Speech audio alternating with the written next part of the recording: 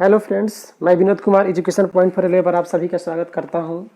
दोस्तों, जो एनटीपीसी का 2016 का जो सीरीज चल रहा है उसका हम आज पार्ट 3 लेकर आए हैं। फ्रेंड्स, अगर आपने इसका पार्ट 1 और पार्ट 2 नहीं देखा होगा तो आप हमारे वीडियो के प्ले लिस्ट में जाएँ और वहाँ पर एनटीपीसी के नाम से एक प्ले लिस्ट बना होगा, उसमें आपको सारे पार्ट्स मिल जाएंगे। ये आज हम चलिए इसका तीसरा पार्ट शुरू करते हैं। इसमें आपका पहला क्वेश्चन है कि श्रीलंका की राजधानी कौन सी है। तो श्रीलंका की जो आपकी राजधानी है वो है option number C, Jayawardenepura Kotte. Friends, यहाँ पर आप कोलंबो टिक मत कीजिएगा, आप पोल्यूशन में कोलंबो मिलेगा जो कि गलत है। यहाँ पर श्रीलंका की जो राजधानी है जयवर्धनेपुरा कोट है। अगला प्रश्न देखते हैं। अगला प्रश्न है कि माउंट एवरेस्ट की चोटी पर पहुंचने वाली पहली महिला कौन थी। तो फ्रेंड्स, यहाँ पर आपका उत्तर होगा बी, जुनको तेवई। माउंट एवरेस्ट की चोटी पर पहुंचने वाली पहली महिला कौन थी, तो जुनको तेवई। अगर पूछता है कि पहला भारतीय महिला कौन थी तो वो थी आपका बछेंद्री पाल। अगला प्रश्न है कि निम्नलिखित में से कौन सा विटामिन रक्त के थक्के बनाने में महत्वपूर्ण भूमिका निभाते हैं। तो जो आपका रक्त का थक्का बनाने में भूमिका निभाता है, ऑप्शन इसमें आपका दिया है विटामिन डी, ए और ई और विटामिन B12 यानी कोबाल्ट, ये आपका होगा फ्रेंड्स यहाँ पर विटामिन B12। रक्त का थक्का जमाने में मुख्य रूप से जो आपका होता है विटामिन के होता है, लेकिन इसमें ऑप्शन में नहीं है, तो यहाँ पर आपका जो B12 है वो सही है। चलिए अगला प्रश्न देखते हैं। अगला प्रश्न है कि सेपेक तक्रेव क्या है। सेपेक तक्रेव क्या है, इसमें आपका उत्तर होगा सी, वॉलीबॉल को किक मारना। वॉलीबॉल को किक मारने का एक तरीका है जिसे सेपेक तक्रेव कहते हैं। चलिए नेक्स्ट प्रश्न को देखते हैं। अगला प्रश्न है कि एम एस स्वामीनाथन नामक भारतीय आनुवंशिकविद ने किसमें प्रमुख भूमिका निभाई है। तो ये जो है आपका हरित क्रांति से संबंधित है। एम एस स्वामीनाथन जो है हरित क्रांति से संबंधित है। चलिए अगला प्रश्न को देखते हैं। दोस्तों, यहाँ पर भारत में हरित क्रांति का जनक भी इन्हीं को कहते हैं, डॉक्टर एम एस स्वामीनाथन को, याद रखिएगा। अगला प्रश्न है आपका कि किस शहर में सोने का मूल्य निर्धारित किया जाता है। तो जो सोना का मूल्य होता है प्रतिदिन आपका लंदन में निर्धारित किया जाता है दोस्तों, और ये लंदन कहाँ है आपका, ब्रिटेन की राजधानी है लंदन। चलिए अगला प्रश्न देखते हैं। अगला प्रश्न है कि चिपको आंदोलन का शुरुआत कहाँ से हुआ था। जो आपका चिपको आंदोलन का शुरुआत हुआ था ये राजस्थान से हुआ था। और चिपको आंदोलन किससे संबंधित था, तो ये पर्यावरण संरक्षण से था, पौधों की मतलब संरक्षण से था। जहाँ पर पेड़ों की कटाई हो जाएगी तो वहाँ पर बहुत लोगों पेड़ से चिपक गए थे और इसके आंदोलन किए थे कि हम पेड़ को नहीं काटने देंगे। तो इसको याद रखिए कि इसका शुरुआत कहाँ से हुआ था चिपको आंदोलन का, तो ये राजस्थान से हुआ था। चलिए अगला प्रश्न देखते हैं। अगला प्रश्न है आपका कि प्लैनेट 9 क्या है। प्लैनेट 9 क्या है, यहाँ पर आपका उत्तर होगा ऑप्शन नंबर डी, बाहरी सौर प्रणाली में प्रस्तावित एक बड़ा बर्फीला ग्रह, प्लैनेट 9। चलिए अगले प्रश्न को देखते हैं। अगला प्रश्न है आपका कि पंचतंत्र दंत कथाएं किसके द्वारा लिखी गई हैं, रचित माने जाते हैं। तो पंचतंत्र के लेखक कौन है, विष्णु शर्मा। यहाँ पर अब उत्तर हो जाएगा option number C, Vishnu Sharma. अगला प्रश्न है कि भारत की सबसे लंबी नदी कौन सी है जो समुद्र में प्रवाहित नहीं होती है। तो भारत की सबसे लंबी नदी कौन सी है जो समुद्र में, तो वो जमुना है, जो कि आपका समुद्र में प्रवाहित नहीं होती है। चलिए अगला प्रश्न को देखते हैं। अगला प्रश्न आपका है कि मधुबानी कला क्या है। यहाँ पर आपका उत्तर होगा सी, बिहार में प्रचलित एक लोक कला। जैसे आपका साथिया जो है गुजरात का है, वैसे ही आपका जो ये मधुबानी है ये बिहार में प्रचलित एक कला है। अगला प्रश्न है कि निम्नलिखित में से कौन सी गैस हास्य गैस के रूप में लोकप्रिय है। तो हास्य गैस के रूप में किसे जाने जाते हैं, सी, नाइट्रस ऑक्साइड को। चलिए अगले प्रश्न को देखते हैं। अगला प्रश्न आपका है कि रिएक्टर पैमाने के बारे में निम्नलिखित में से कौन सा कथन गलत है। यहाँ पर आपका दिया है ऑप्शन नंबर ए कि इसे 1935 में चार्ल्स रिएक्टर और गुटेनबर्ग द्वारा विकसित किया गया था। तो ये दोस्तों आज सही है। अगला है आपका कि यह लघु गणकीय पैमाना है, लघु गणकीय पैमाने पर ये काम करता है, ये भी सही है। अगला है आपका कि इसे भूकंपमापी के उपयोग द्वारा मापा जाता है, ये भी सही है आपका। अगला है कि रिएक्टर पैमाने पर 8 से 9 की तीव्रता का अर्थ है हल्का भूकंप। तो दोस्तों यहाँ पर आपका ऑप्शन नंबर डी होगा जो आंसर होगा, जो कि ये कथन गलत है कि रिएक्टर पैमाने पर 8 से 9 का तीव्रता का अर्थ है हल्का भूकंप। नहीं, ये हल्का भूकंप नहीं है। 8 से 9 जो होता है बहुत तेज भूकंप होता है। 6.5 के बाद जो होता है बहुत तेज भूकंप होने लगता है। यहाँ पर ऑप्शन नंबर आपका डी होगा। चलिए अगला प्रश्न देखते हैं। अगला प्रश्न है कि भारत में सबसे ज्यादा खेती किस फसल की होती है? तो भारत में सबसे अधिक फसल होती है आपका चावल की। और चावल किस प्रकार का आपका फसल है? तो चावल जो आपका है खरीफ है, और बाकी जो आपका गेहूं है, सॉरी फ्रेंड्स, ये जो मक्का भी आपका ये भी खरीफ है, और गेहूं और राई और दाल ये सारे जो होते हैं ये सब रबी फसल होते हैं। जैसे चना हो गया, मसूर हो गया, अरहर, मतलब कोई भी दाल हो गया, सब रबी होते हैं। बाकी जो होता है आपका बाजरा, चावल, मक्का ये सब खरीफ है। चलिए अगले प्रश्न को देखते हैं। अगला प्रश्न आपका है कि शब्दों के 4 जोड़े दिए गए हैं, इनमें से भिन्न को चुने। यहाँ दिया गया आपका कि 65वीं वर्षगांठ हीरक जयंती, 50वीं वर्षगांठ स्वर्ण जयंती, 40वीं वर्षगांठ रूबी जयंती और 25वीं वर्ष रजत जयंती। तो फ्रेंड्स ऐसा कुछ, ये आप ऑप्शन नंबर यहाँ पर ए होगा। 65वीं वर्षगांठ हीरक जयंती ऐसा कुछ नहीं होता है, ये ऐसा होता है 50वीं को बोलते हैं, 40वीं को बोलते हैं, 25वीं को बोलते हैं, लेकिन 65वीं को ये अलग है, इसको यहाँ पर छाटना है रीजनिंग की तरह। अगला प्रश्न आपका है कि 2015 में कौन सा देश विश्व व्यापार संगठन में 144वें सदस्य के रूप में शामिल हुआ? तो एक तरह से आपका 15 का करंट है, लेकिन ये कभी भी क्वेश्चन पूछा जा सकता है। तो यहाँ पर आपका उत्तर होगा डी, अफगानिस्तान। विश्व व्यापार संगठन जो आपका संस्था है उसके 144वें सदस्य के रूप में कौन चुना गया? तो अफगानिस्तान। और कब चुना गया? 2015 में। अगला प्रश्न आपका है कि अंजलि इला मेनन कौन है? तो अंजलि इला मेनन जो है एक भारतीय महिला कलाकार है, सुप्रसिद्ध एक चित्रकार है।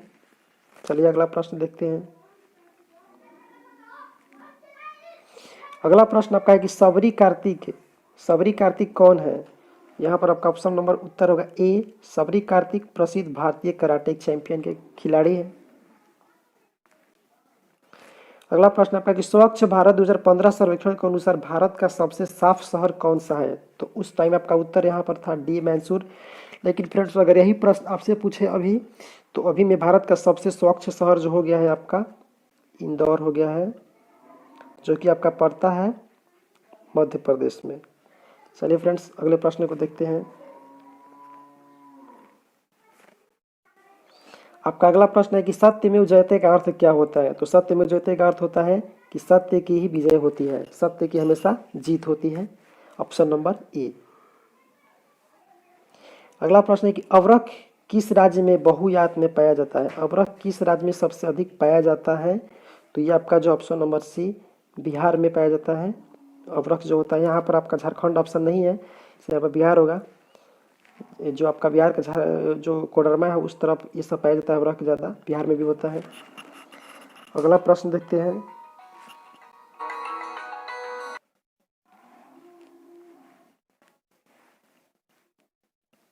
अगला प्रश्न है फ्रेंड्स कि 0 डिग्री सेंटीग्रेड कितने डिग्री फ़ारेनहाइट के बराबर होता है? यहाँ पर आपका उत्तर हो जाएगा D, 32 degree. 32 degree Fahrenheit, 0 degree centigrade equal होता है आपका 32 डिग्री फ़ारेनहाइट। अगला प्रश्न देखते हैं। अगला प्रश्न आपका है, इसमें फ्रेंड्स आपको भिन्न छाटना है। प्रश्न तो कट गया है, पूरा प्रश्न नहीं आया है, क्लियर नहीं हो रहा है क्या है।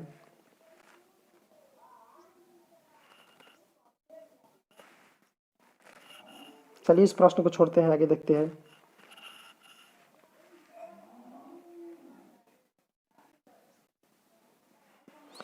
अगला प्रश्न आपका फ्रेंड्स, स्वदेशी क्या है? स्वदेशी क्या है? तो ऑप्शन नंबर ए, भारत में निर्मित वह सामग्री जो भारत में उत्पादित की गई है। जो भी स्वदेशी वही होता है जो आपके देश के अंदर उत्पादित की गई हो, कोई भी वस्तु हो जो अपने देश के अंदर उत्पादित की गई हो वो स्वदेशी होती है। अगला प्रश्न है आपका कि आर्कीपिलेगो क्या है? तो यहाँ पर आपका उत्तर हो जाएगा ए, द्वीपों का समूह, श्रृंखला, संघ या संग्रह। ये एक इंग्लिश वर्ड है फ्रेंड्स, वन वर्ड है जिसका मतलब होता है द्वीपों का समूह, आर्किपिलागो। चलिए नेक्स्ट प्रश्न को देखते हैं।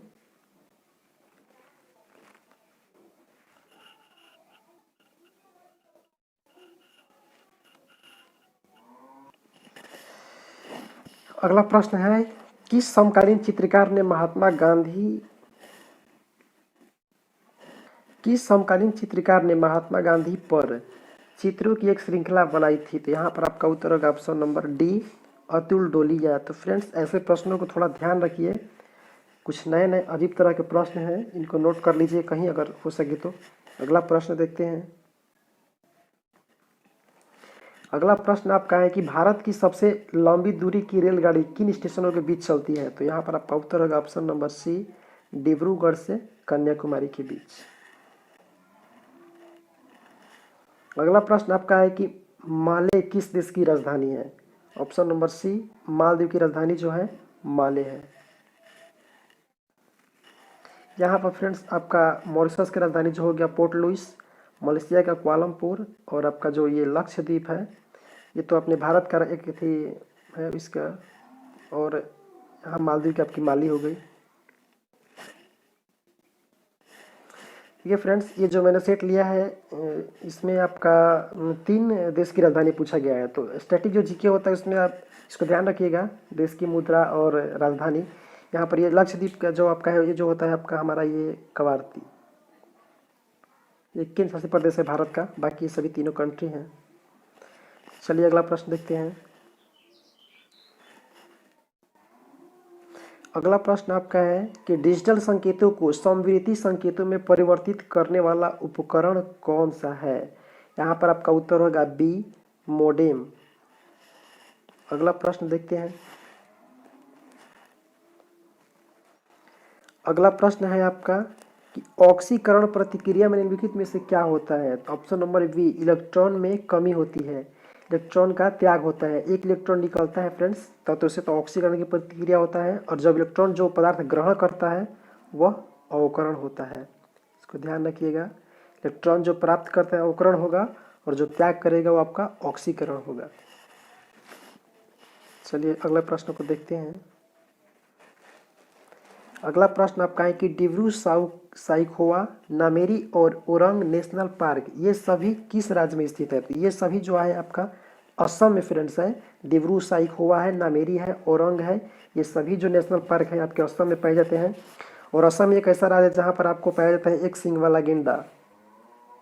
ये भी ध्यान रखिए, क्वेश्चन पूछा जाता है कि एक सिंग वाला गेंडा कहाँ पाया जाता है? तो आपका पाया जाता है एक सिंग वाला गेंडा असम में। अगला प्रश्न है कि मसाई मारा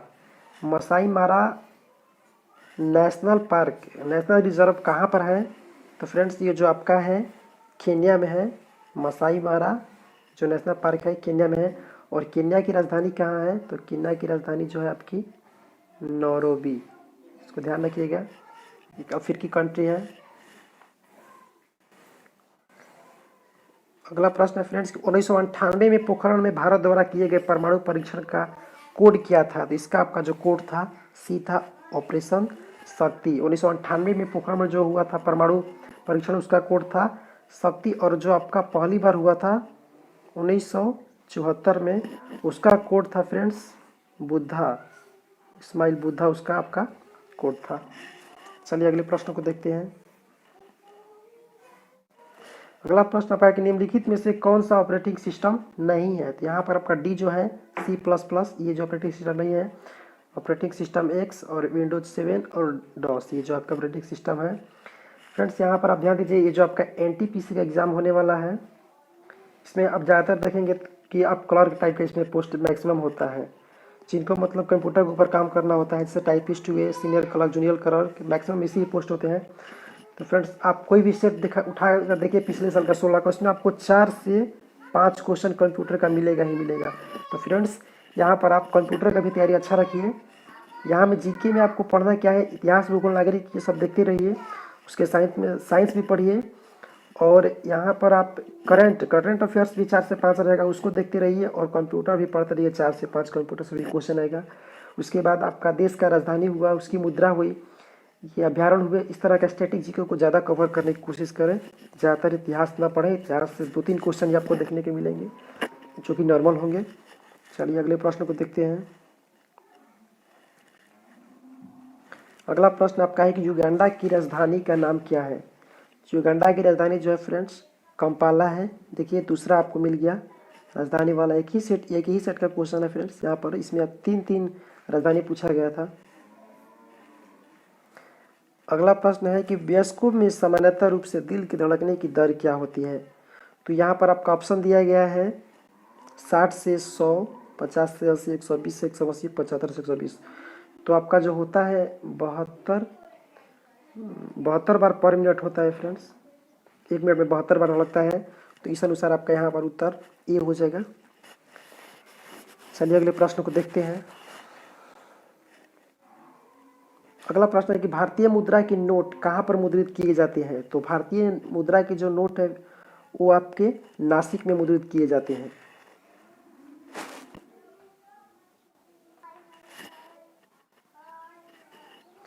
अगला प्रश्न है कि मानव में बैक्टीरिया के संक्रमण का सबसे आम इलाज क्या है।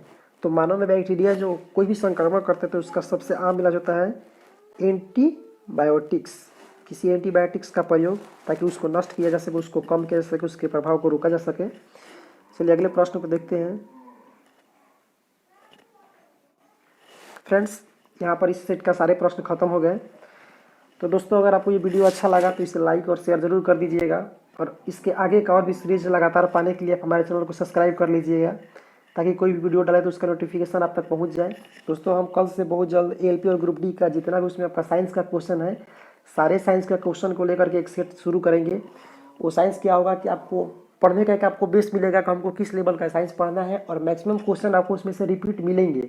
जो आपका आगे ग्रुप डी का एग्जाम होने वाला है उसमें भी 30 साइंस है। और जो आपका जेई और सीएमए का जो पोस्ट है उसमें भी 30 साइंस है पीटी में। तो फ्रेंड्स पीटी का बेस आपका यही रहेगा साइंस का, एएलपी और ग्रुप डी का ही। और एनटीपीसी में भी कुछ साइंस रहेंगे, तो सारे साइंस आपको मदद करेंगे। उसका हम कल से एक सीरीज चालू कर देंगे। और चलिए ये वीडियो देखने का आपका बहुत बहुत धन्यवाद।